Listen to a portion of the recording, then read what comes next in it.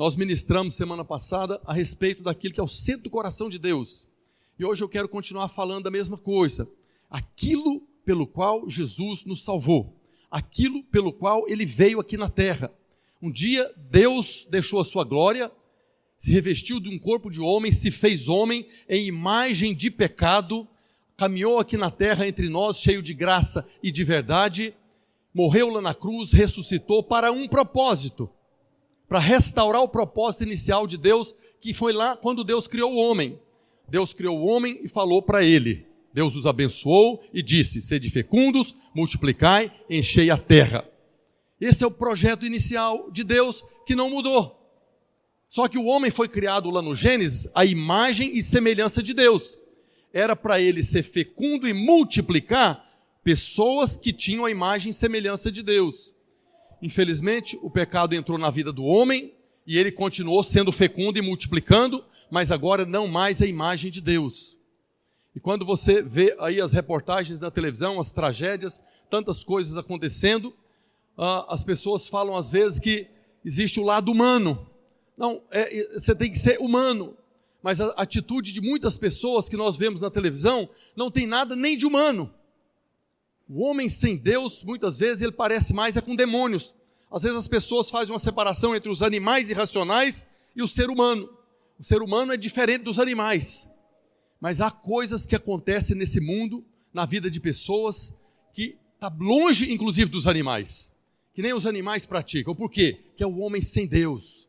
Mas quando Jesus veio, Ele restaurou agora a nossa condição de sermos fecundos, multiplicar e encher a terra de pessoas que têm a imagem de Deus no Espírito.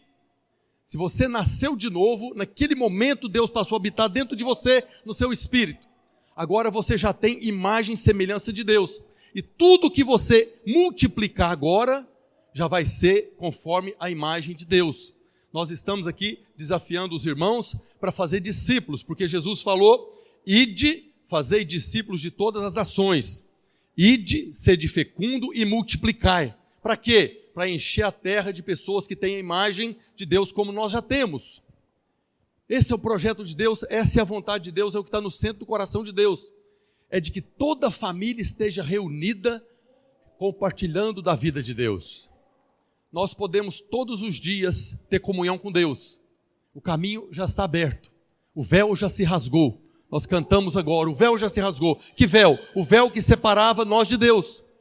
O véu foi rasgado na carne de Jesus. Então o caminho está aberto. Assim como Adão antes do pecado tinha comunhão todos os dias, na viração do dia, Deus vinha e tinha comunhão com ele. Quando veio o pecado, acabou a comunhão. Foi destituído da glória. Mas em Cristo nós fomos novamente revestidos da glória de Deus e podemos ter comunhão. Mas muitas pessoas estão lá fora. Muitas pessoas não podem ter comunhão. Por quê? Porque não têm a mesma natureza de Deus. Nós temos comunhão com Deus porque nós nos tornamos filhos de Deus. Nós recebemos o poder para sermos feitos filhos de Deus e nós temos a mesma natureza. E quando Jesus fala, ide fazei discípulos, Ele está falando, vai lá e gere pessoas que têm a minha natureza. Todo aquele que está no mundo tem a natureza caída, é descendente do primeiro Adão, pecado, já nasceu pecador. Mas todo aquele que nasceu de novo, nasceu do Espírito, recebeu a natureza de Deus. Irmãos, é preciso que haja um clamor no nosso coração. Nós temos o exemplo de Ana lá no Velho Testamento, que queria ter filho, que chorava, dá-me filhos, senão eu morro, dá-me filhos, senão eu morro. Isso não é o clamor de Ana, não. Ana é o exemplo do que está no coração de Deus. O clamor de Deus hoje é, dá-me filhos. Não é para nós clamarmos por filhos, ainda que podemos ter os nossos filhos naturais, mas no coração de Deus há um clamor, dá-me filhos, dá-me filhos. E nós somos as pessoas que somos o canal de Deus para gerar esses filhos. O grande problema é que nós não acreditamos em nós mesmos. O diabo tem enganado as pessoas de tal maneira que elas não acreditam nelas mesmas. O diabo tem prendido as pessoas num sentimento de incapacidade, aonde elas não conseguem romper na vida porque não acreditam nelas mesmas. A maioria dos crentes não acreditam neles mesmos. A maioria dos cristãos não acredita que foram chamados por Deus para coisas maiores. Deus nos chamou para coisas maiores. Mas qual é o problema? Nós não acreditamos nesse potencial. No dia que o Senhor chamou você, Ele viu em você todo esse potencial, Ele acredita em você. Esse, na verdade, é o nome da ministração de hoje, se quiser anotar. Ele acredita em você. O diabo tem convencido as pessoas e os cristãos, os crentes, de que eles não podem.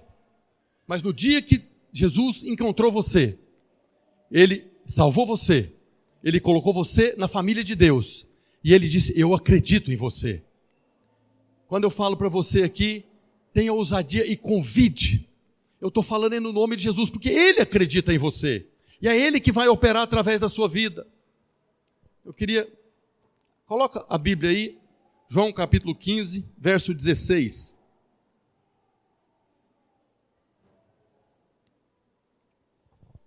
A Bíblia online, por favor. João 15, 16, é o próprio Jesus falando para você.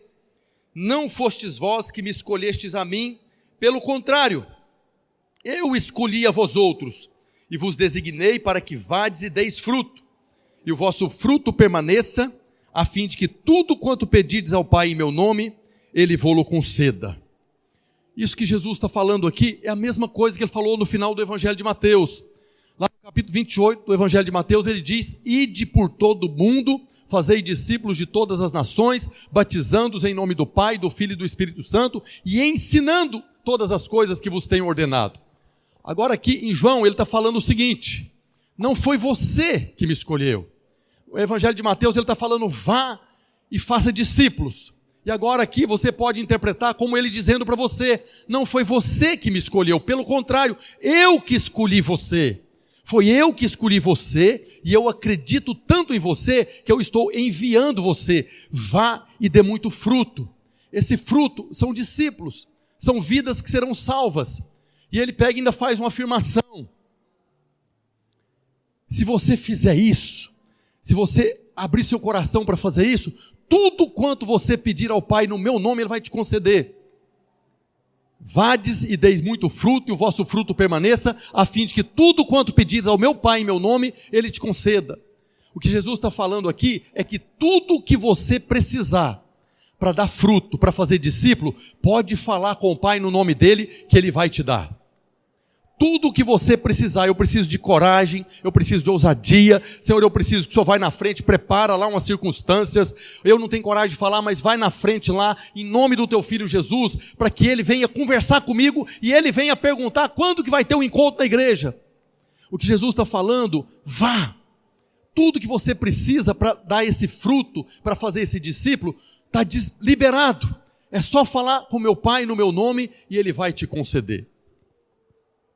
O que Jesus está falando aqui é: eu acredito em você, já tem provisão dos céus, e Ele está insistindo com isso, é porque isso é o que está no centro do coração de Deus.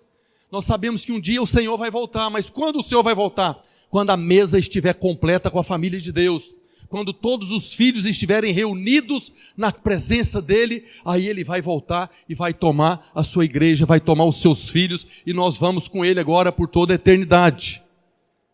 Amém?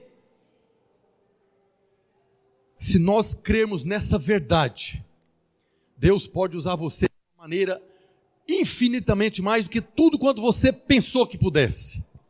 Se você crê nessa verdade que o próprio Jesus enviou você para fazer discípulos, enviou você para dar frutos, Ele poderá te usar de uma maneira que você nunca imaginou. Você vai ser surpreendido de uma maneira tamanha como nós ministramos alguns domingos atrás.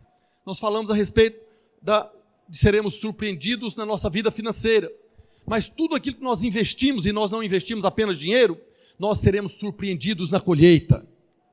Se você conhece alguém que ainda não teve um encontro com Deus, chegue e fale para ele: ô cidadão, Manauara, lá na minha igreja vai ter um encontro com Deus, eu queria que você participasse. E vira as costas, deixa ele lá, o Espírito Santo vai convencer ele, e vai fazer com que ele procure você, como aconteceu com 3 irmãos que me testemunharam essa semana. E nós teremos muitas pessoas nascendo de novo e se tornando discípulos. Quando o Senhor chamou os seus discípulos, aqueles 12, eles também não acreditavam que poderia ser um canal de Deus. Quando o Senhor chamou aqueles discípulos ali, Pedro, André, Tiago, João, Natanael, toda aquela turma ali, eles também não acreditavam que poderiam ser usados por Deus. Da mesma maneira que muitos de nós não acreditamos. O que eu queria compartilhar hoje é o contexto cultural e histórico dos discípulos no tempo de Jesus, para que nós possamos compreender por que eles não acreditavam. Os irmãos lembram quando Jesus chegou ali na beira do mar da Galileia, entrou no barco de Pedro e fez a primeira pregação ensinando as pessoas que estavam ali.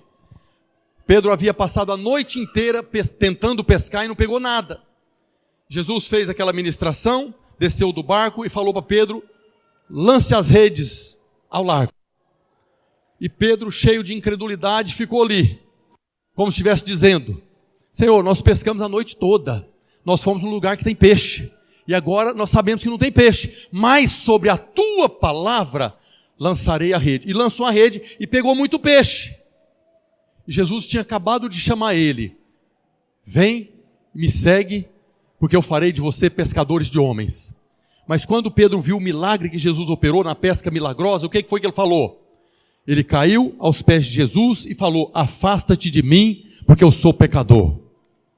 Jesus estava chamando eles para fazer como ele fez.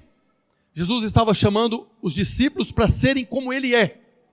Por isso que Pedro fala na carta dele: vós, porém, falando de cada um de nós aqui, sois raça eleita. Eleita por quem? Eleita por Deus. Nação santa, já fomos santificados, já fomos separados. Nós somos um povo constituído como sacerdote real. Nós já podemos reinar em vida, nós já podemos ser esse sacerdote que vai trazer a presença de Deus para as pessoas. O próprio Deus está falando que você faz parte de uma nação que foi escolhida por Deus para ser uma nação de sacerdote. Qual que era a função do sacerdote? Trazer Deus para as pessoas. Quando você fala para alguém de Jesus, do amor de Deus, quando você convida ele para vir no culto, convida para ir numa célula, você está sendo o sacerdote que está trazendo essa pessoa para Deus. E quando nós, depois que trazemos as pessoas, nós podemos reinar sobre o maligno que está agindo na vida das pessoas. O mundo está esse caos, não é porque as pessoas não prestam, não. O mundo está esse caos porque é o diabo que governa esse mundo. O mundo jaz no maligno, mas o Senhor fez de nós um povo que faz parte de uma raça eleita, diferente, escolhidos por Deus, essa nação santa que já foi santificada, somos propriedade exclusiva dele. Ninguém pode tocar na nossa vida, porque nós pertencemos a ele. Para que ele fez tudo isso? Para nós proclamarmos as virtudes dele, que nos transportou do império das trevas para o reino da maravilhosa luz. Foi isso que ele fez. Se nós cremos nessa verdade, se você crê nessa verdade, você vai ser usado por Deus de uma maneira que você nunca imaginou. Nem nos seus maiores sonhos você nunca imaginou a maneira que Deus vai usar você. Se você crê nisso, diga glória a Deus. Então eu queria ver com os irmãos, nós falamos semana passada que há um campo de estudo bíblico chamado hermenêutica, que nos ajuda a compreender a verdade que está oculta no texto bíblico. E nós vamos fazer uma análise agora do contexto cultural e histórico da vida das pessoas do tempo de Jesus, para compreender por que os discípulos não criam que poderiam ser usados poderosamente por Deus. Talvez seja o mesmo motivo pelo qual muitos de nós não cremos. O que nós conhecemos é que a sociedade judaica nos tempos de Jesus era muito religiosa, ortodoxa, fechada. E eles criam, e é verdade, que as escrituras, eles tinham lá o Velho Testamento já formatado, eles já tinham o cânon do Velho Testamento formado, que é de Gênesis até Malaquias. Então eles criam que aquilo era a palavra de Deus, inspirado por Deus, principalmente os 5 primeiros livros da Bíblia, que é o que nós chamamos de Pentateuco, né? Gênesis, Êxodo, Levítico, Número e Deuteronômio. Esses 5 livros, eles tinham isso como palavra de Deus, inspirada por Deus. E todas as crianças, elas eram ensinadas, instruídas a partir eles chamavam esses 5 livros de Torá, ainda chama ainda. A Torá é a composição dos 5 livros, 5 primeiros livros que foram escritos por Moisés. Então, toda a instrução que as crianças recebiam era através da Torá. Eles usavam as Escrituras para ensinar as crianças. Eles começavam a ensinar as crianças desde muito cedo. Desde pequenininho, os judeus já começavam a falar para as crianças. Por quê? Porque a própria lei de Deus fala que deveriam conversar com seus filhos de manhã, quando levanta, quando deita, na mesa, na hora das refeições. Então, o tempo todo, aquela sociedade do tempo de Jesus ensinava as crianças desde muito pequeno. Mas o ensino formal começava aos 16 anos. As crianças, na época de Jesus, elas entravam na escola aos 16 anos. Até a alfabetização era feita a partir da Torá, dos 5 primeiros livros da Bíblia. Então, aos 6 anos de idade, eles entravam agora na escola formal, igual nós temos aqui. Nós temos o ensino fundamental 1, ensino fundamental 2, ensino médio e o ensino superior. A mesma coisa, eles tinham estágios lá que começavam aos 6 anos de idade. Esse primeiro estágio de ensino é chamado Bet Sefer. Isso lá no aramaico, lá no hebraico, é Bet Sefer, que significa casa de leitura. Então a criança com 6 anos de idade entrava na casa de leitura, era onde ela ia começar a aprender agora o currículo da escola, é onde ele ia aprender a ler. Tudo isso era feito a partir da Torá, a partir dos 5 primeiros livros da Bíblia. E nesse tempo de ensino, que ia dos 6 até os 10 anos, eles estudavam na sinagoga. A sinagoga era onde as pessoas da comunidade reuniam todo sábado a comunidade ia para lá, onde o rabino que tinha na sinagoga pegava as escrituras e ministrava na vida deles, compartilhava, estudava com os judeus. Agora, o resto da semana ficava vazia a sinagoga. O rabino que tinha lá as escrituras, esse rabino, ele pegava durante a semana e ensinava as crianças. Então as crianças durante a semana iam para a sinagoga e o rabino era o professor que ensinava eles a lei, que ensinava eles nesse primeiro estágio. Esse é o primeiro estágio onde eles eram ensinados, chamado casa de leitura.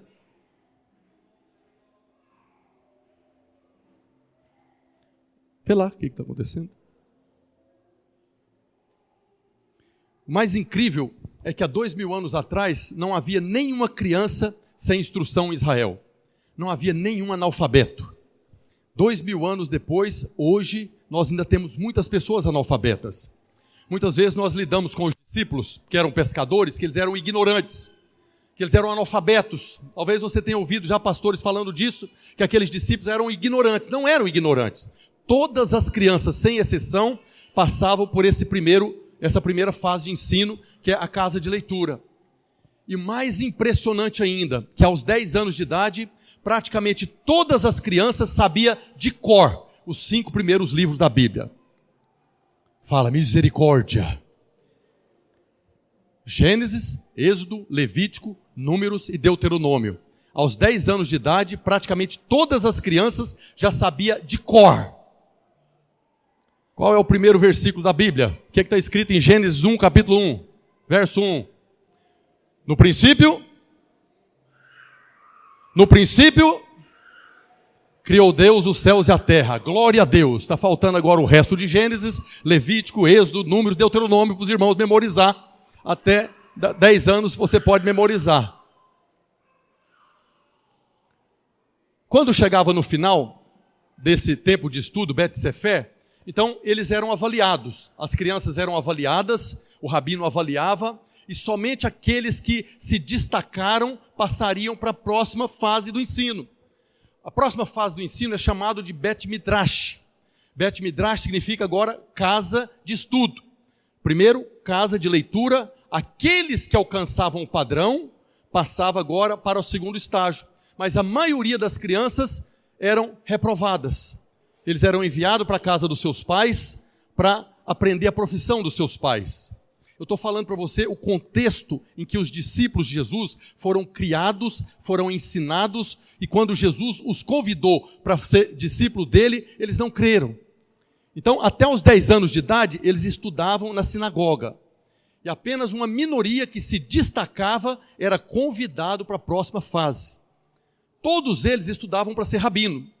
Todo o ensino que era ministrado na vida das crianças é porque eles se tornassem rabinos, sacerdotes. mas apenas aqueles que alcançavam o padrão alto é que passavam para a próxima fase. Então aqueles que alcançaram um destaque na primeira fase, então agora eles passavam para a segunda fase, chamada agora casa de estudo. E nesse período agora, começava aos 10 anos até os 14. Até os 14 anos, eles agora decoravam, memorizavam todo o Velho Testamento. Diga de novo, misericórdia. Os irmãos já leram o livro de Crônicas? Alguém já leu o livro de Crônicas? Aquelas genealogias sem fim. Você consegue imaginar que uma criança até os 14 anos sabe aquilo de cor? Pois é isso que eles faziam lá. Nós não sabemos o potencial que nós temos. Você não imagina o potencial que Deus colocou na sua mente, a ponto de, aos 14 anos de idade, uma criança já ter memorizado todo o Velho Testamento. Qual que era o Velho Testamento dos judeus? O mesmo que é o seu Velho Testamento. De Gênesis a Malaquias. Sabia tudo. Conhecia tudo. Mas nessa fase, Bet Midrash, casa de estudo, eles não apenas memorizavam as Escrituras, eles aprendiam também as interpretações do Velho Testamento dos principais sacerdotes, dos principais rabinos da história do povo de Israel. Então eles eram estimulados agora pelos rabinos, não apenas a memorizar, mas a raciocinar. Então todas as vezes que um jovem desse fazia uma pergunta para o rabino normalmente respondia para ele fazendo uma outra pergunta, que é para levar ele a raciocinar, para poder discutir agora com a autoridade a respeito das Escrituras. Então, as crianças eram ensinadas nesse nível. Eles eram estimulados a conhecer e a compreender as interpretações de todo o Velho Testamento. A cada domingo, nós estamos aqui ministrando a palavra de Deus. Nós estamos trazendo uma interpretação. Aquelas crianças até os 14 anos, elas eram estimuladas a compreender dessa maneira. E quando chegava agora no final dessa etapa, então havia agora uma avaliação novamente. Aqueles que não alcançaram o padrão na primeira fase, já iam embora para a casa dos pais. A maioria não alcançava o padrão. Os que permaneciam, estudavam agora com esses rabinos, que eram bem sérios, eles aprofundavam no estudo, e agora era feita uma avaliação. Quando chegava aos 14 anos, eles eram liberados agora para procurar um rabino, um sacerdote, e pedir para ser discípulo deles. As crianças estavam preparadas agora para se tornar discípulo de um rabino. Todo o conhecimento que eles adquiriram era para chegar agora para se tornar o discípulo. A palavra discípulo no contexto deles é talmid. Talmid era aquilo que eles desejavam ser. Era o sonho de toda criança se tornar discípulo de um rabino, que depois ele se tornaria rabino também, se tornaria um sacerdote. O problema é que os sacerdotes eram extremamente rigorosos, muito rigorosos com a avaliação daqueles que tornariam seus discípulos. Quando o sacerdote escolhia uma criança, ele só fazia porque ele entendia que aquela criança, aquele adolescente, poderia agora ser exatamente como ele era. Aquele rabino, quando o jovem ia lá, ele fazia uma sabatina, perguntas sobre todo o Velho Testamento, sobre as interpretações dos principais rabinos lá do povo judeu, para compreender. E só era aceito aquela criança que o rabino, que o sacerdote, acreditasse que seria exatamente como ele. Cada sacerdote tinha o que era chamado de jugo. O que era o jugo do sacerdote? O jugo do sacerdote era aquilo que ele era, a maneira que ele ensinava, a maneira que ele vivia, o estilo de vida dele. João Batista era um sacerdote. E o jugo de João Batista não era fácil de alguém seguir. João Batista tinha aquele estilo de vida que os irmãos sabem, roupa esquisita, comida esquisita, lugar esquisito. João Batista não vivia da maneira normal das pessoas. Então, quando um desses adolescentes procurava João Batista para ser um talmide dele, aquele adolescente estava propondo a ser exatamente como João era. E comia aquela comida sofisticada. Gafanhoto, molha no mel e come. Negócio sofisticadíssimo. Mel silvestre com gafanhoto, era a comida de João. Da mesma maneira que João vivia, os seus discípulos viviam. Então cada rabino tinha o seu jugo, o seu estilo de vida. E ele só aceitava uma criança quando ele entendia, depois de investigar a família, a vida daquele povo, se ele poderia, depois que fosse o seu discípulo, ser exatamente como ele era, e ainda mais, a gerar discípulos da maneira dele. Então o rabino tinha o cuidado daquilo que ele ia multiplicar. O rabino tinha um entendimento que ele estava ali para ser fecundo e multiplicar. Quando ele aceitava um desses jovens, ele foi fecundo. Agora ele ia treinar aquele jovem, ia se multiplicar, pegar a sua imagem, passar para aquele jovem, para que ele se tornasse exatamente igual como ele era. Nós vemos Jesus sendo batizado por João, lá no Rio Jordão. Batismo é algo que já acontecia entre o povo judeu. Quando o rabino aceitava um desses jovens, então aquele jovem era batizado no nome do rabino. Esse jovem é batizado em nome de Gamaliel. Paulo foi um discípulo de Gamaliel. Então, quando Paulo foi aceito por Gamaliel para ser discípulo dele aos 14 anos de idade, ele foi batizado em nome de Gamaliel. E tudo que Gamaliel era, Paulo passou a ser. Esse era o propósito, esse era o projeto. Então, essas crianças eram avaliadas. O grande problema é que a maioria desses adolescentes eram enviados de volta para a casa dos pais. Os rabinos aceitavam muito pouco. Então, o sonho de toda criança, de toda família em Israel, era que o filho fosse aprovado para se tornar discípulo de um rabino. Quando aquele jovem era entrevistado pelo rabino e o rabino não aceitava, o rabino tinha uma frase para ele: você conhece bem as escrituras, você vai ser um bom judeu, mas infelizmente você não alcançou o padrão de ser meu discípulo, meu talmid. Por isso, volta para a casa do seu pai, aprende a profissão dos seus pais e seja um bom judeu. Isso era o que os rabinos falavam para a maioria dos jovens. Os jovens chegavam ali no dia da avaliação para ser aprovado e a maioria deles escutava essa frase: você conhece bem as escrituras, você vai ser um bom judeu, mas infelizmente você não alcançou o padrão para andar comigo, para ser meu discípulo, ser meu talmid. Então volta para a casa do seu pai, aprende a profissão do seu pai e seja um bom hebreu. A maioria das crianças chegava nesse momento, baixava a cabeça, enterrava o sonho e voltava para a casa dos seus pais. Agora, aqueles que eram aceitos, aqueles depois da sabatina ali do rabino, então o rabino concluiu que poderia ser ele discípulo, o rabino falava uma frase para ele. A frase que o rabino falava era: vem e segue-me. Quando aquela adolescente alcançou o padrão, seu esforço, seu estudo, sua competência, quando ele chegou no alto nível, melhor dos melhores, então o rabino olhava para ele e falava: vem e segue-me. E a partir daí, ele ia andar com esse rabino. E era um relacionamento tão próximo que a maioria dos adolescentes mudavam para a casa do rabino. Paulo é um exemplo disso. Paulo fala com muito orgulho. Esses jovens ficavam orgulhosos porque andavam com um rabino importante. Tem uma menção de Paulo que está escrito lá no livro de Atos, capítulo 22, verso 3, Paulo fala a respeito disso. Paulo passou pela casa de leitura, casa de estudo, foi aprovado, entrou no terceiro estágio do estudo, que é Bet Talmud. Bet Talmud é esse tempo agora que ele ia caminhar com o rabino. E ele diz, Atos 22, 3, eu sou judeu, nasci em Tarso da Sicília, mas criei-me nesta cidade e aqui fui instruído aos pés de Gamaliel, segundo a exatidão da lei de nossos antepassados. Então Paulo estava fazendo menção, claro que ele já era convertido aqui, mas se for para andar como judeu, eu sou mais qualificado, porque eu fui aprovado em todos os níveis de estudo e eu fui morar na casa de Gamaliel. Eu sou de Tarso, mas eu vim morar nessa cidade, na casa do meu mestre Gamaliel.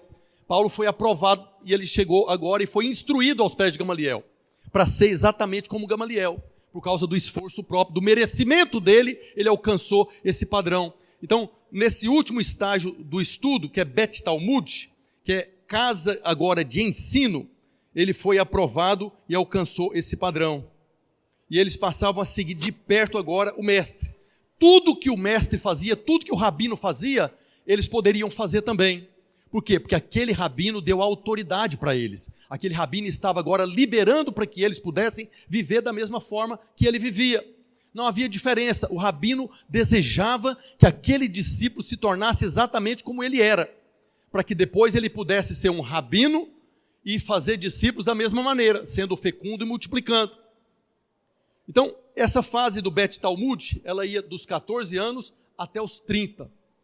Quando chegava aos 30 anos, esse discípulo, esse talmide do rabino, então agora ele estava habilitado a se tornar um rabino também e a ter os seus próprios discípulos. Cada um daqueles que foram aprovados, aquela minoria que foi aceita, quando chegava aos 30 anos, então agora eles eram também como se fosse ordenado a um rabino, a um sacerdote, e poderiam agora ter os seus próprios discípulos. Então os jovens agora procurariam eles para ser discípulos. Cada um deles estabeleceria o seu jugo conforme o seu rabino. Lembra que eu estou falando por que os discípulos não acreditavam quando Jesus os chamou? Talvez é o mesmo motivo pelo qual você não acredita que Deus pode te usar poderosamente. Aí Jesus, agora com 30 anos, começou a caminhar. Jesus, com 30 anos, já era um rabino famoso na Galileia. Com 30 anos, Jesus se tornou um rabino famoso, a ponto de Nicodemos, quando foi conversar com ele no Evangelho de João, chegar e reconhecer ele como rabino. Evangelho de João, capítulo 3, verso 2. Falando de Nicodemos. Este de noite foi ter com Jesus e lhe disse: Rabi, que é rabino, sabemos que és mestre vindo da parte de Deus. Então, aos 30 anos, Jesus já era um rabino. A Bíblia não fala muito da vida de Jesus antes dos 30 anos. Mas nós cremos que ele passou por todas essas fases. Se os irmãos lembram, quando ele apartou dos pais, ele tinha 12 anos, os pais foram embora, e depois procurar ele, não achou, voltou, ele estava lá no templo discutindo com os mestres, sentado no meio dos mestres discutindo, e aqueles mestres impressionavam com o conhecimento dele. Então Jesus passou pela casa de leitura, Bet-Sefer, Bet-Midrash, casa de estudo, e depois ele caminhou com algum rabino para ser instruído, e ele foi instruído. Isso está escrito lá no Evangelho de Lucas, no capítulo 2, verso 43. Lucas 2, 43 está escrito: 3 dias depois, acharam Jesus assentado no meio dos doutores, ouvindo-os e interrogando-os. Ele tinha aqui 12 anos, e ele estava no meio dos mestres lá no templo, conversando com eles de igual para igual. Não é porque ele era Deus, não é porque ele era o Filho de Deus, é porque ele passou por essa instrução, e ele foi aprovado, e ele caminhou com um rabino para ser instruído e se tornar depois um rabino. Agora, com 30 anos, ele estava habilitado a ter os seus próprios discípulos. Mas todos os rabinos, quando se tornava rabino, ele ficava esperando. Os adolescentes vinham procurar ele e apresentavam as qualificações. O rabino fazia aquela sabatina para escolher o seu discípulo, e apenas os melhores dos melhores eram aceitos para se tornar discípulo. Aqueles que não eram qualificados ouviam a frase: você conhece bem as Escrituras, você vai ser um bom judeu, mas você não alcançou o padrão de andar comigo. Volta para a casa do seu pai, aprende a profissão deles, vai viver do jeito que eles vivem e seja um bom hebreu. Jesus quebrou esse paradigma. Jesus não seguiu essa direção. Jesus não ficou esperando os jovens procurar ele. Ele não ficou esperando os qualificados. Ele não ficou esperando ali os melhores dos melhores. Ele mesmo saiu para procurar os seus discípulos. Foi ele que foi atrás dos discípulos, e nós lemos isso aqui. E quem foi que ele escolheu? Ele escolheu os descartados. Ele escolheu os improváveis. Jesus não procurou o melhor dos melhores. Jesus não procurou aqueles que tinham competência. Jesus não procurou aqueles que tinham mérito. Ele procurou aqueles que foram deixados para trás. Aqueles que ouviram o rabino falando: vai para a casa do seu pai, aprende a sua profissão. Jesus não procurou aqueles qualificados para falar para eles: vem e segue-me. Jesus procurou um outro tipo de gente.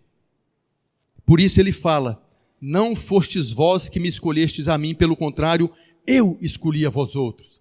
Por que Jesus está falando isso aqui? Porque os jovens com 14 anos, no segundo nível de estudo, eles procuravam rabino. Eles escolhiam aquele rabino que normalmente era o mais radical. Ele escolhia o rabino para ser avaliado, para ser aceito. Então era o jovem que escolhia o rabino. Mas Jesus está falando: não foi você que me escolheu, eu é que te escolhi. Eu escolhi os improváveis. Por quê? Porque eu acredito. Nós vemos aqui, lá quando Jesus encontrou os primeiros discípulos, está lá em Mateus capítulo 4, verso 18. Mateus 4, 18, caminhando junto ao mar da Galileia, viu 2 irmãos, Simão, chamado Pedro, e André, que lançavam as redes ao mar, porque eram pescadores. Eles eram o que, irmãos? Eles eram pescadores. E disse-lhes, vinde após mim, e eu vos farei pescadores de homens. Eles eram pescadores. Por que eles eram pescadores? Porque o pai dele era pescador.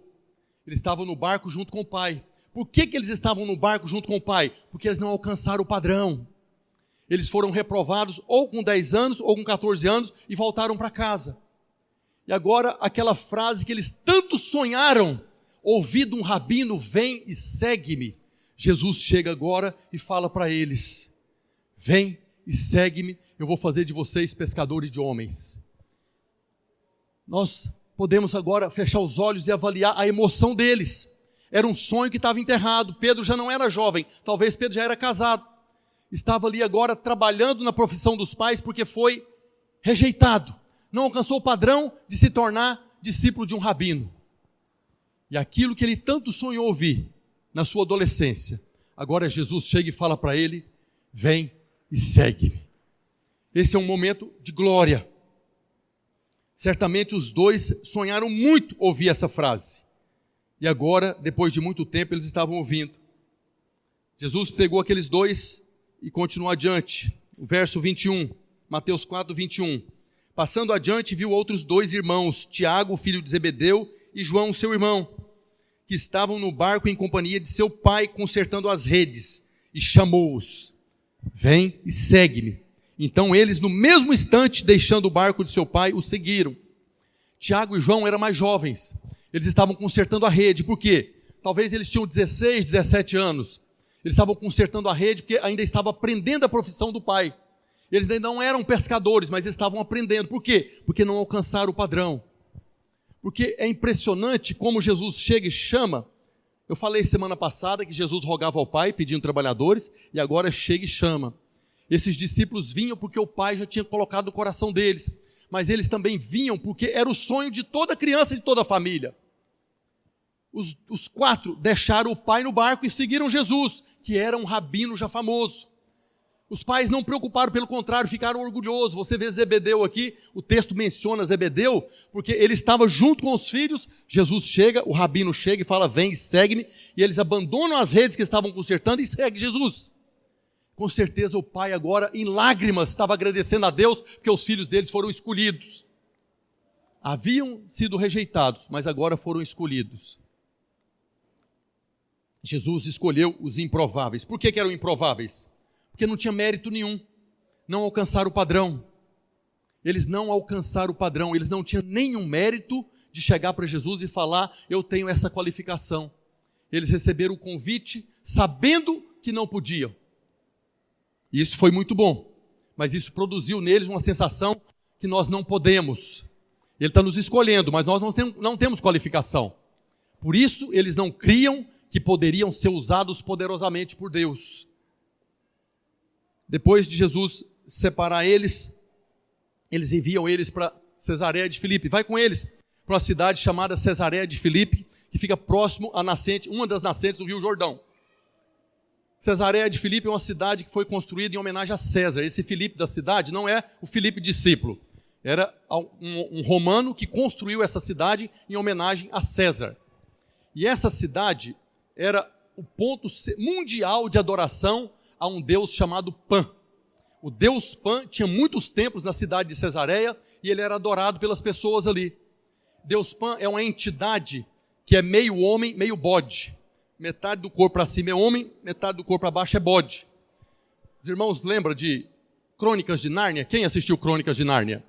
Lá tinha um personagem amigo da Lucy, da menininha, que tinha um chifrinho na cabeça, eu não lembro o nome dele, que as pernas eram de bode e o corpo era de homem, mas tinha um chifre. Aquela era a imagem do deus Pan. Esse deus Pan era adorado, tinha templos ali. Quando nós estivemos em Israel com o pastor Luiz, nós fomos lá. Exatamente nesse lugar. Esse fato está escrito no Evangelho de Mateus, capítulo 16.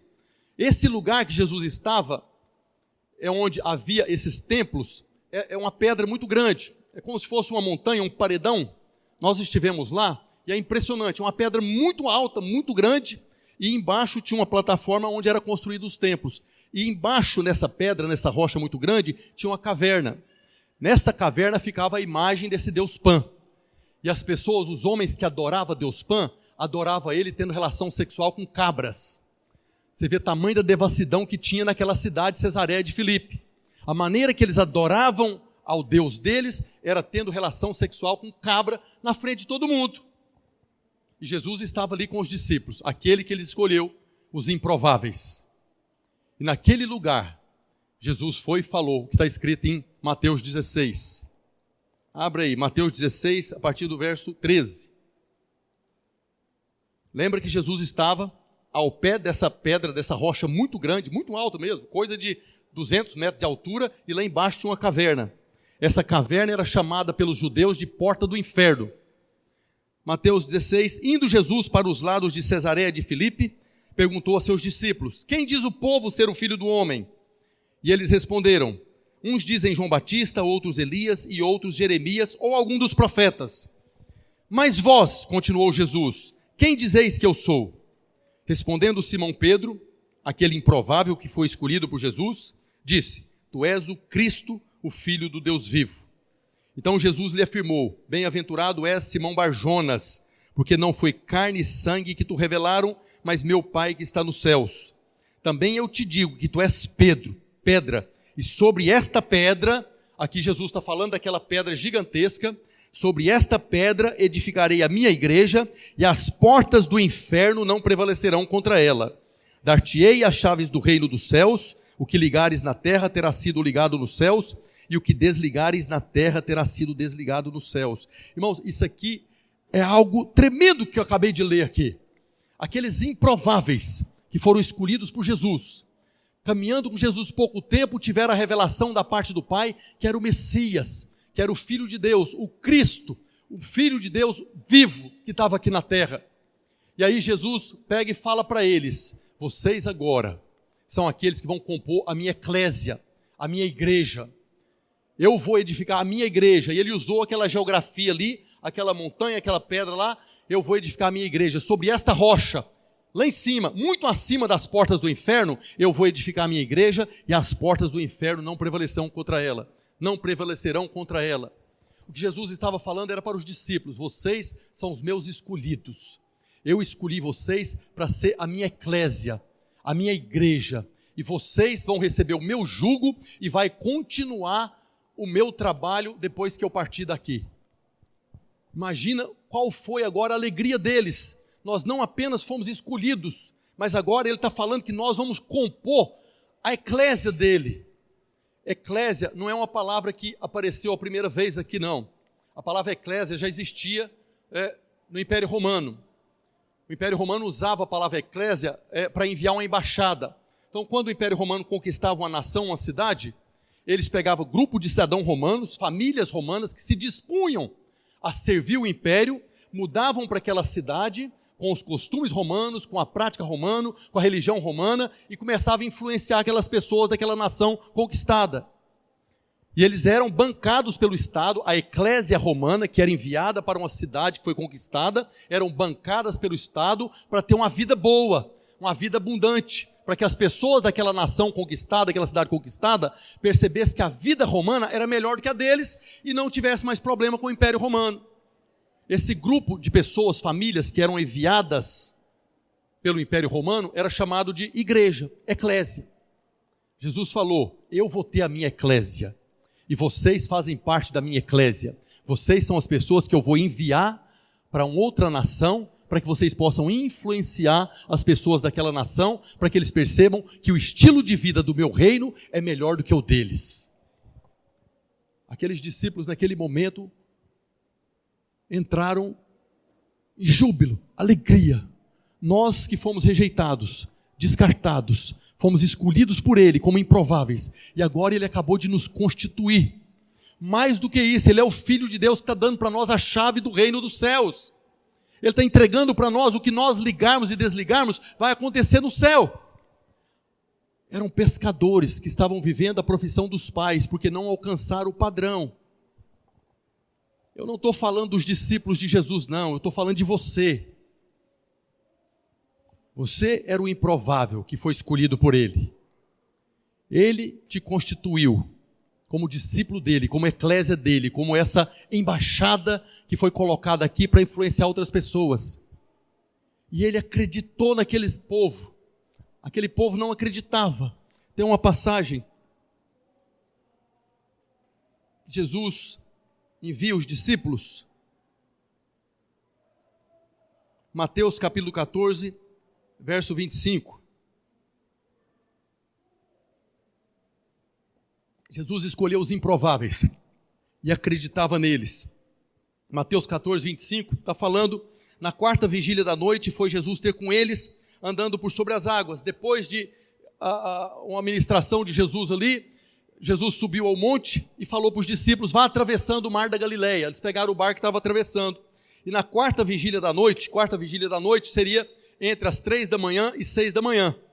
Das 6 da tarde às 9 a primeira, das 9 à meia-noite a segunda, de meia-noite às 3 era a terceira vigília, a quarta vigília era de madrugada. Na quarta vigília foi Jesus ter com eles andando sobre o mar. E os discípulos, ao verem andando sobre as águas, ficaram aterrados e exclamaram, é um fantasma. E tomados de medo gritaram. Mas Jesus imediatamente lhes disse, tende bom ânimo, sou eu, não temais. Jesus vinha caminhando sobre o mar. E os discípulos viram. Agora lembra que os discípulos, os talmides, eles foram chamados, vêm e seguem para ser exatamente como o mestre. Para fazer tudo que o mestre fazia. Foi por isso que Pedro, quando viu Jesus, que falou não temais, sou eu, aí Pedro, que era discípulo de Jesus, falou, se é o Senhor mesmo, então manda que eu vá, que eu vou. Porque se o Senhor está fazendo, eu sou seu discípulo, eu vou fazer tudo, então eu vou caminhar. E o que Jesus falou para ele? Não vem não, que isso aqui é só para o mestre. Apenas o rabino que já está maduro pode fazer. Foi isso que Jesus falou?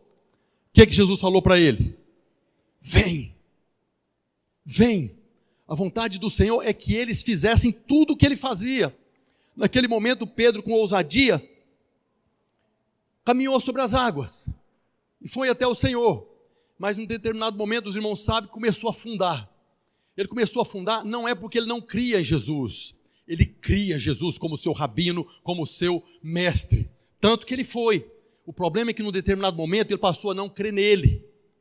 Ele passou a duvidar que ele poderia ser como Jesus era. Por isso ele começou a afundar. E Jesus pegou na mão dele e falou, geração incrédula. Não é incrédulo com relação a ele, não. Pedro cria em Jesus. Pedro já estava vivendo um estado de graça, porque foi escolhido por alguém que ele tinha sido rejeitado, agora foi escolhido. O que Jesus esperava de cada um dos discípulos, espera de nós, é que nós façamos tudo o que ele fez, que nós sejamos tudo o que ele é. É por isso que ele fala,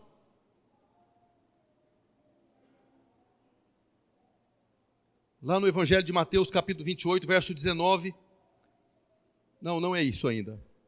Ele diz, cadê aqui? Aqui. João capítulo 14, verso 12. Por que Jesus faz essa afirmação?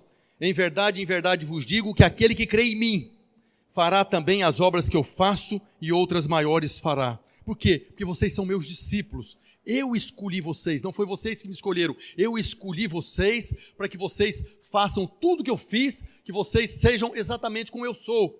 Então, quando o Senhor está ali decepcionado com a incredulidade deles, com a incredulidade que eles poderiam ser como o Senhor era porque eles não criam neles. Não é que eles não criam, nós cremos em Jesus. Qual que é o problema que nós temos? É que nós não cremos que nós podemos fazer o que ele fez. Nós não cremos que nós já somos como ele é. A Bíblia fala que nós já somos como ele é nesse mundo. Isso está escrito.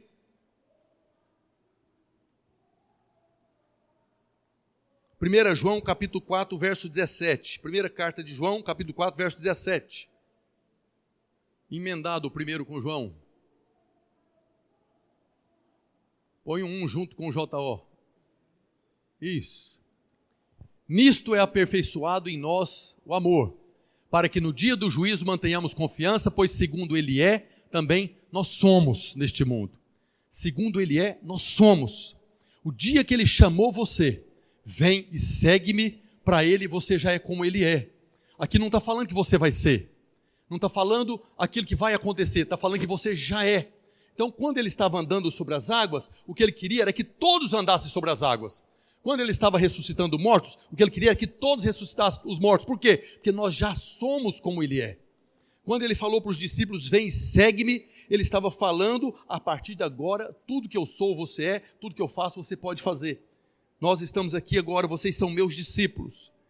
Você foi esse improvável que foi escolhido. E para nós aqui hoje, irmãos, se ele escolheu você, você é alguém especial. Se ele escolheu você, é porque ele acredita em você. Talvez você não acredite em você, mas ele acredita em você.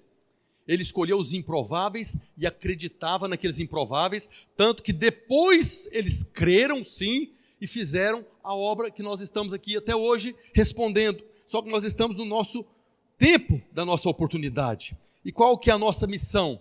Fazer o que ele fez. O que ele fez? Discípulos. Ele produziu frutos. Jesus foi o grão de trigo que caiu na terra e morreu, não ficou só, mas produziu muitos frutos. E quando ele fala ide fazer discípulos, ele está falando você pode, porque eu acredito em você, eu escolhi você, você é meu discípulo, você é como eu sou. E como eu sou, você é, então você pode fazer discípulos. Você já é aquele jovem que chegou aos 30 anos, está preparado, pode ter seus discípulos agora para ser como você é. O Senhor escolheu você porque você é especial, especial para o reino de Deus. E a sua missão é fazer discípulo.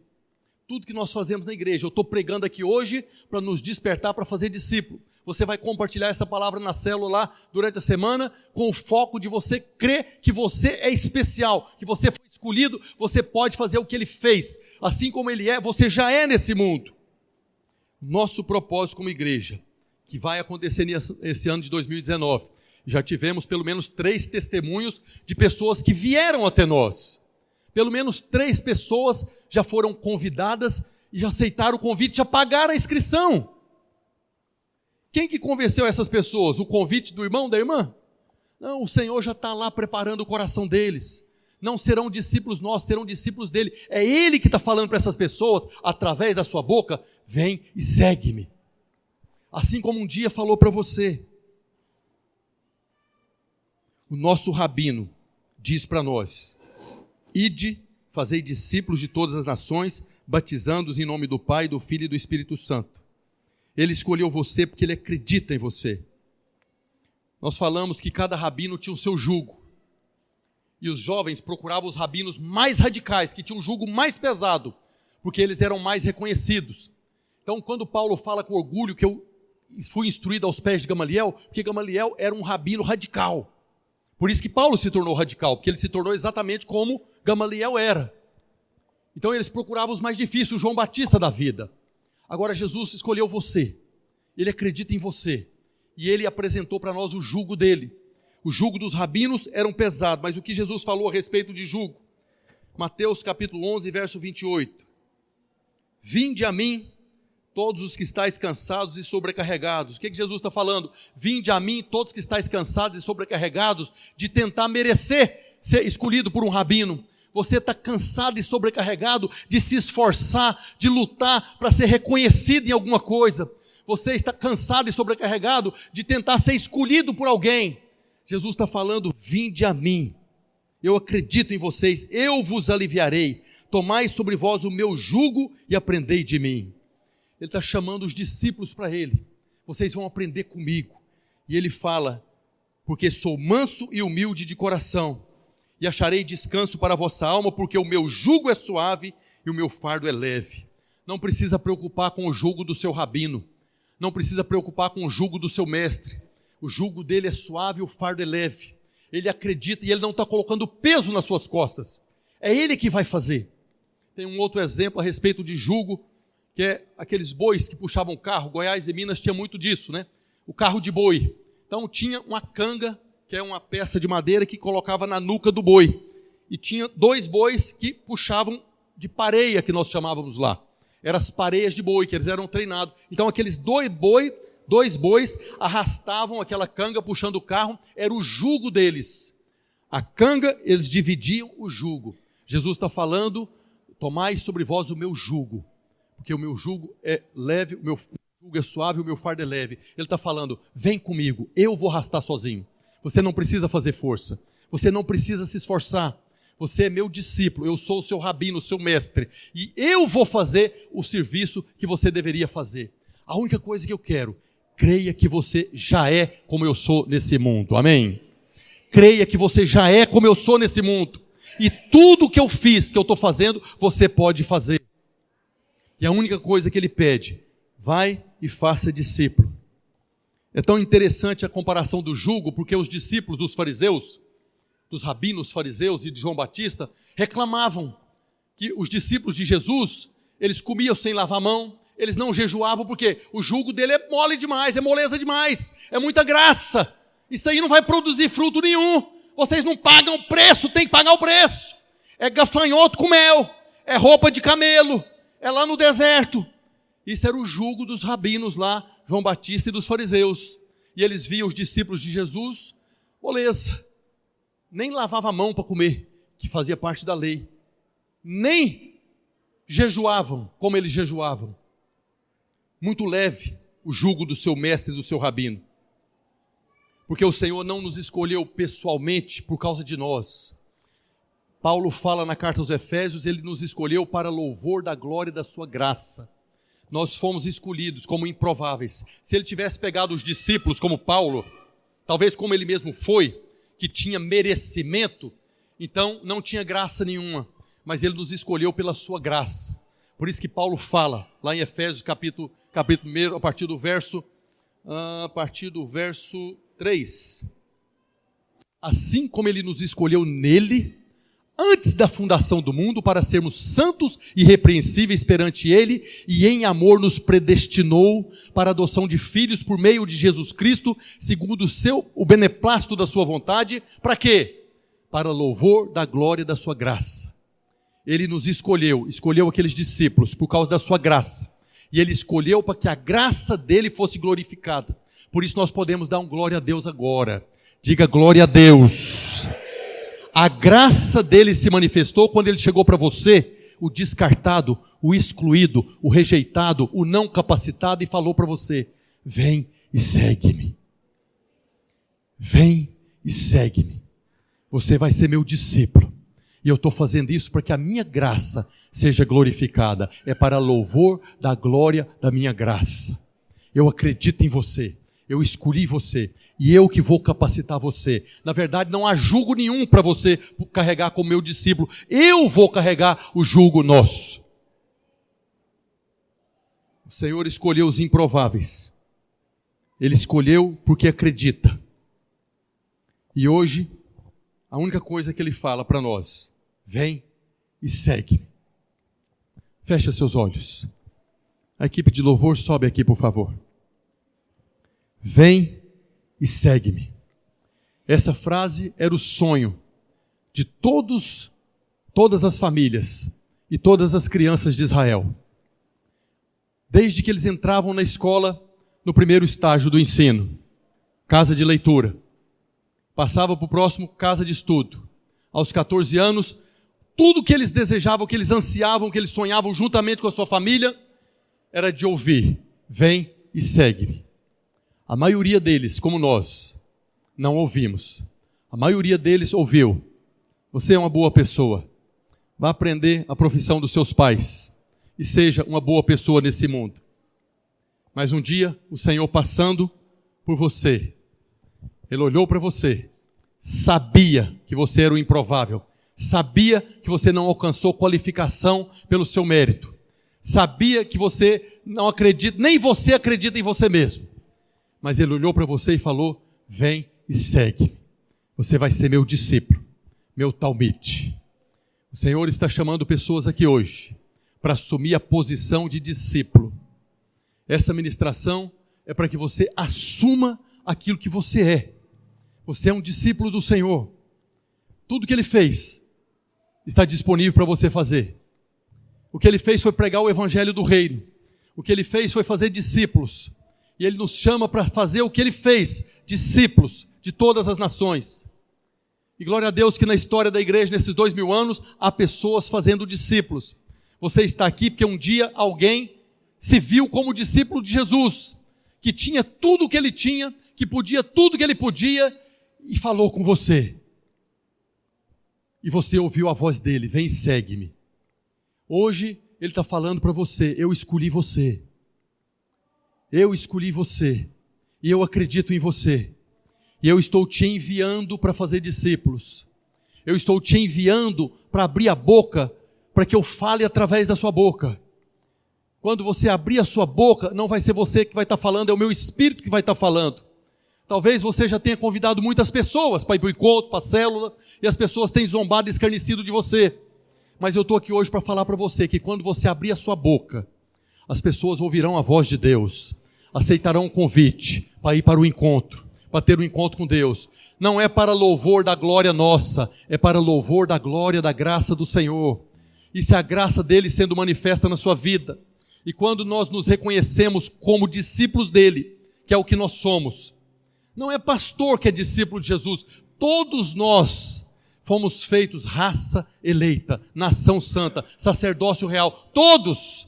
Não há diferença, nós temos funções diferentes no corpo, mas todos nós podemos ser boca de Deus. O Senhor está falando hoje, não duvide de você. O Senhor está falando hoje: eu sei que você acredita em mim. O seu problema não é que você não acredita em mim, Jesus está dizendo, é que você não acredita em você, mas eu acredito em você. O Senhor está falando: eu acredito em você.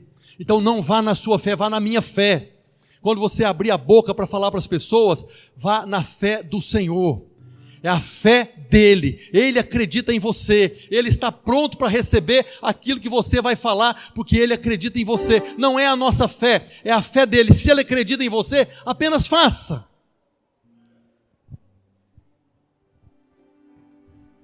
O Senhor está falando para a sua igreja hoje, para a sua eclésia.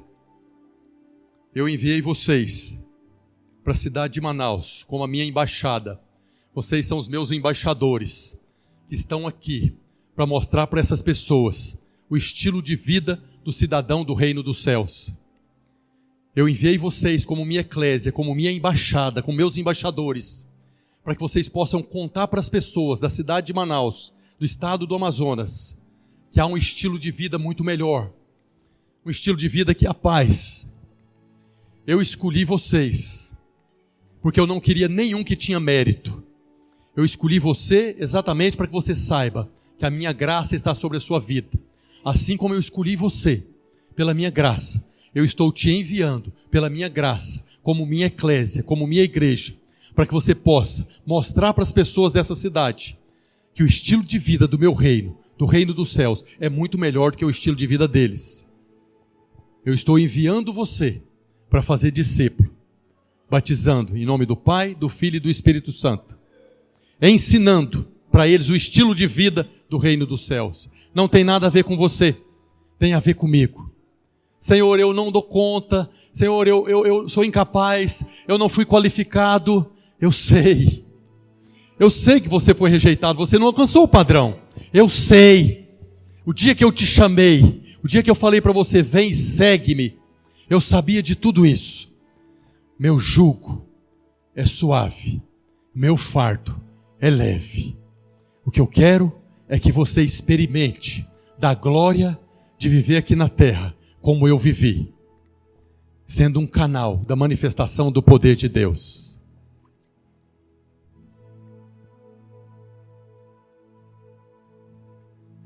Fala com o Senhor.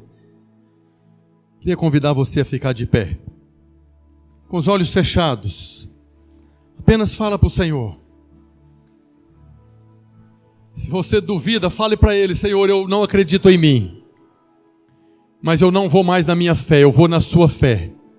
Se o Senhor está falando que acredita em mim, eu vou na sua fé. Eu quero ser como o Senhor é, porque eu compreendi hoje que eu já sou como o Senhor é. Um dia receberei um corpo glorificado e serei como o Senhor é hoje aí nos céus. Mas hoje eu já sou como o Senhor é nesse mundo. E eu quero experimentar. Eu quero que o Senhor coloque diante de mim pessoas pelas quais eu vou falar. Eu vou falar da parte do Senhor. Eu vou ser esse embaixador que o Senhor enviou para cá. para mostrar para essas pessoas que há um estilo de vida melhor, que não é o estilo de vida deles, da cidade deles, da nação deles, mas da sua nação, do seu reino. Aleluia. Senhor, eu te louvo e agradeço, porque um dia o Senhor chegou diante de mim, diante de nós, que estávamos procurando aprender a profissão dos nossos pais, para vivermos nesse mundo como boas pessoas. Mas o Senhor nos falou aquilo que tanto sonhamos ouvir, a frase que mudaria a história, mudaria a nossa história, a frase que desejamos muito ouvir, nunca ouvimos. O Senhor falou para cada um de nós: vem e segue-me. E hoje eu oro para que cada um dos meus irmãos, para que nós como igreja possamos ouvir a voz do Senhor, deixarmos tudo e seguirmos o Senhor, para ser como o Senhor é, para fazer como o Senhor fez, para experimentarmos o poder de Deus através das nossas palavras, através das nossas mãos, através da nossa vida. Eu oro, Senhor, para que essa semana seja a semana que cada um dos irmãos terão essa experiência de abrir a boca e convidar alguém para ir para a célula, para vir para o culto, para ir para o encontro, para participar do cursão do CTL. Essa semana seja a semana que eles experimentarão da graça do Senhor que já foi liberada sobre a vida deles, onde eles serão surpreendidos quando as pessoas disserem: eu vou, quanto é? O que eu preciso fazer? Eu oro, Senhor, hoje, declarando, profetizando, que cada um dos irmãos terão essa experiência essa semana, e crescerão em fé, em ousadia, e caminharão nessa cidade como verdadeiros embaixadores do Senhor. Assim eu oro e te agradeço, em o nome de Jesus. Diga amém. Vamos cantar um cântico. Vivo preocupado só em como devo agir, minha própria obsessão.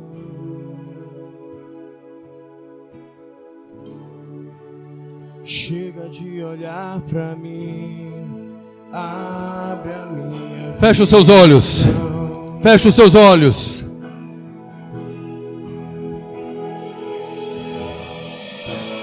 Quero me entregar por inteiro ao teu agir.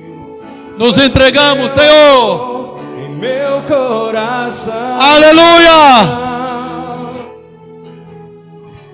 Chega de viver essa vida egoísta. Só olhar pra mim me afasta do amor. Chega de viver essa vida egoísta.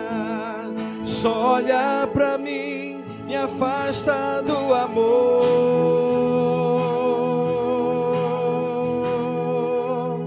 Eu quero amar como tu amas, me importar com os perdidos, fazer obras maiores.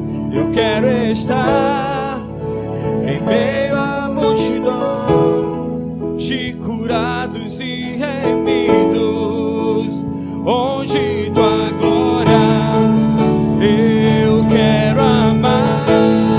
Fala pro Senhor. Como tu amas, Queremos, Senhor. me importar Queremos, com os Senhor. perdidos, fazer obras Abre maiores. um coração, Eu Senhor, quero no teu estar coração. em meio à multidão de curados e remidos,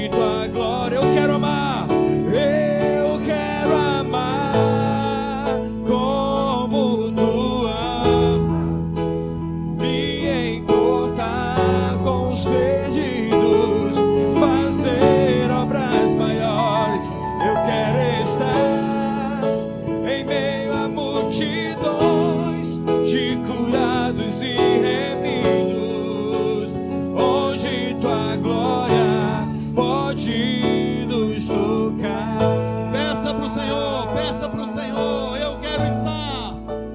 Eu quero Jesus, amar fala para Ele. como tu me Fala alto para Ele. fazer obrar. Faça uma oração hoje. Quero estar Muda a nossa história, Senhor. multidão, Ache nós, Senhor, curados e homens e mulheres com coração segundo o teu coração. Segundo o teu coração. Queremos, Jesus. Como tu amas, me importar com os perdidos, fazer obras maiores. Quero estar em meio à multidão de curados e remidos, onde tua glória eu quero amar. Mais uma vez. Eu quero amar como tu amas, me importar com os perdidos, fazer obras maiores. Eu quero estar em meio à multidão de curados e remidos, onde tua glória pode nos tocar. Aleluia, Senhor. Pode nos tocar, onde tua glória pode nos tocar. Aleluia. Fala pro irmão que está do seu lado. Essa semana você vai ter uma experiência. Essa semana você vai ver o poder de Deus. Essa semana você vai ver alguém que não conhece o Senhor sedento. Em nome de Jesus, essa semana você vai ter a experiência sobrenatural de falar com alguém, do encontro, do culto, da célula, e essa pessoa vai surpreender você, falando: eu quero, o que eu preciso fazer? Quanto eu tenho que pagar? O que eu tenho que fazer para mudar de vida? Deus abençoe os irmãos, tenha uma semana abençoada. Teremos muitos testemunhos semanas que vem, em nome de Jesus. Dê uma salva de palmas. Como tu amas, me importar com os perdidos, fazer obras maiores. Quero estar